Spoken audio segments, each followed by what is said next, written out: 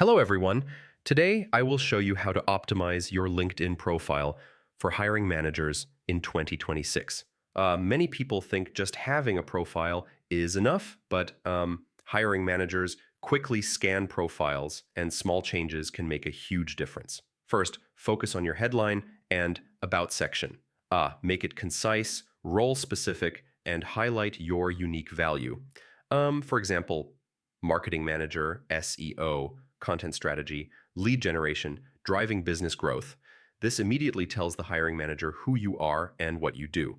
Next, structure your experience section carefully. Use bullet points with measurable achievements. Numbers matter, like increased lead generation by 40% in 6 months.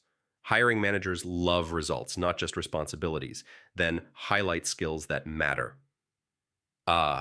List top skills relevant to your target roles and get endorsements. Prioritize the skills hiring managers actually search for. This increases your chances of being noticed. Include projects, certifications, and achievements. Anything that demonstrates your expertise and impact is valuable. This shows that you are results-oriented and continuously learning. Finally, keep your profile active and updated.